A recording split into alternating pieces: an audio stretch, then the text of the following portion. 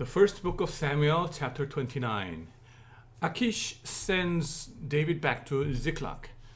The Philistines gathered all their forces at Aphek, and Israel camped by the spring in Jezreel. As the Philistine rulers marched with their units of hundreds and thousands, David and his men were marching at the rear with Achish. The commanders of the Philistines asked, "What about these Hebrews?" Achish replied, "This is not David. Is this not David who was an officer of Saul, king of Israel? He has already been with me for over a year, and from the day he left Saul until now, I have found no fault in him." But the Philistine commanders were angry with Achish and said, "Send the man back, that he may return to the place you assigned him. He must not go with us into battle, or he will turn against us during the fighting. How better could he regain his master's favor than by taking the heads of our own men? Isn't this the David they sang about in their dances? Saul has slain his thousands and David his tens of thousands." So Achish called David and said to him, "As surely as the Lord lives, you have been reliable, and I would be pleased to have you serve with me in the army. From the day you came to me until today, I have found no fault in you, but the rulers don't approve of you. Now turn back and go in peace. Do nothing to displease the Philistine rulers." "But what have I done?" asked David. "What have you found against your servant from the day I came to you until now? Why can't I go and fight against the enemies of my lord the king?" Achish answered, "I know that you have been as pleasing in my eyes as an angel of God. Nevertheless, the Philistine commanders have said, 'He must not go up with us into battle.' Now get up early, along with your master's servants who have come with you, and leave in the morning as soon as it is light." So David and his men got up early in the morning to go back to the land of the Philistines, and the Philistines went up to Jezreel. Chapter 30. David destroys the Amalekites. David and his men reached Ziklag on the third day. Now the Amalekites had raided the Negev and Ziklag. They had attacked Ziklag and burned it, and had taken captive the women and everyone else in it, both young and old. They killed none of them, but carried them off as they went on their way. When David and his men reached Ziklag, they found it destroyed by fire, and their wives and sons and daughters taken captive. So David and his men wept aloud until they had no strength left to weep. David's two wives had been captured, Ahinoam of Jezreel and Abigail, the widow of Nabal of Carmel.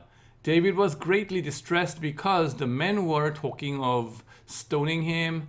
Each one was bitter in spirit because of his sons and daughters, but David found strength in the Lord, Lord his God. Then David said to Abiathar the priest, the son of Ahimelech, "Bring me the ephod." Abiathar brought it to him, and David inquired of the Lord, "Shall I pursue this raiding party? Will I overtake him?" "Pursue them," he answered. "You will certainly overtake them and succeed in the rescue." David and the 600 men with him came to the Besor valley, where some stayed behind. 200 of them were too exhausted to cross the valley, but David and the other 400 continued the pursuit. They found an Egyptian in a field and brought him to David. They gave him water to drink and food to eat, part of a cake of pressed figs and 2 cakes of raisins. They ate and was revived, for he had not eaten any food or drink any water for 3 days and three nights. David asked him, "Who do you belong to? Where do you come from?" He said, "I am an Egyptian, the slave of an Amalekite. My master abandoned me when I became ill 3 days ago. He raided the Negev of the Kerethites, some territory belonging to Judah, and the Negev of Caleb, and we burned the Ziklag." David asked him, "Can you lead me down to this raiding party?" He answered, "Swear to me before God that you will not kill me or hand me over to my master, and I will take you down to them." He led David down, and there they were, scattered over the countryside, eating, drinking, and reveling because of the great amount of plunder they had taken from the land of the Philistines and from Judah. David fought them from dusk until the evening of the next day, and none of them got away, except 400 young men who rode off on camels and fled. David recovered everything the Amalekites had taken, including his 2 wives. Nothing was missing, young or old, boy or girl, plunder or anything else they had taken. David brought everything back. He took all the flocks and herds, and his men drove them ahead of the other livestock, saying, "This is David's plunder."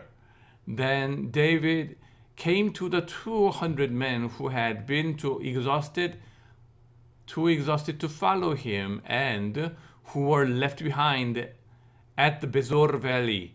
They came out to meet David and the men with him.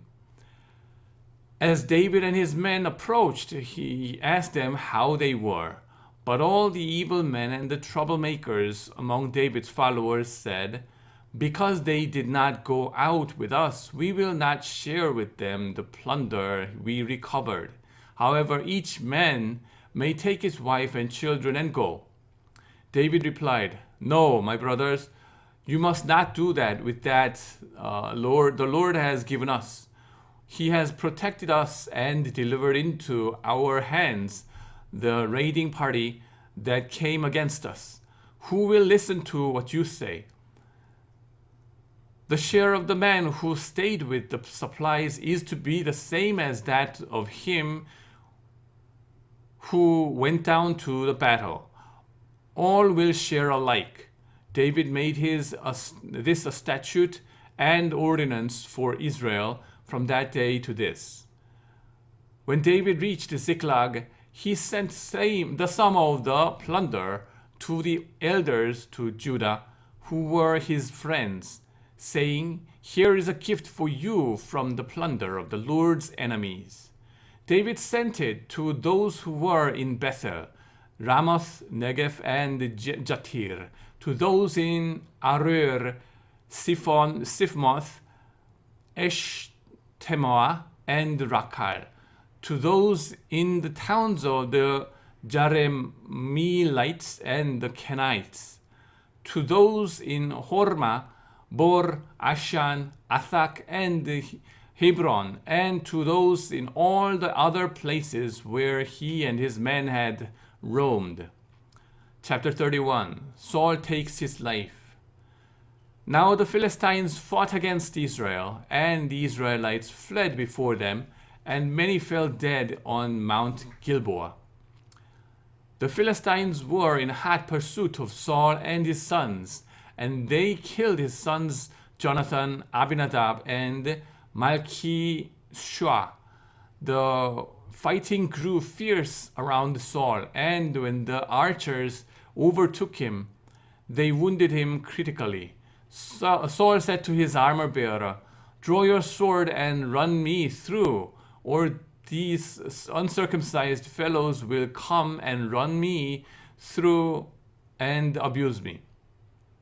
But his armor-bearer was terrified and would not do it. So Saul took his own sword and fell on it. When the armor-bearer saw that Saul was dead, he too fell on his sword and died with him. So Saul and his 3 sons and his armor-bearer and all his men died together that same day. When the Israelites along the valley and those across the Jordan saw that the Israelite army had fled and that Saul and his sons had died, they abandoned their towns and fled, and the Philistines came and occupied them. The next day, when the Philistines came to strip the dead, they found Saul and his 3 sons fallen on Mount Gilboa. They cut off his head and stripped off his armor, and they sent messengers throughout the land of the Philistines to proclaim the news in the temple of their idols and among their people. They put his armor in the temple of the Ashtoreth and fastened his body to the wall of Bethshan. When the people of Jabesh Gilead heard that the Philistines had done to Saul, all their valiant men marched through the night to Bethshan. They took down the bodies of Saul and his sons from the wall of Bethshan and went to Jabesh, where they burned them. Then they took their bones and buried them under the tamarisk tree at Jabesh, and they fasted 7 days. Amen.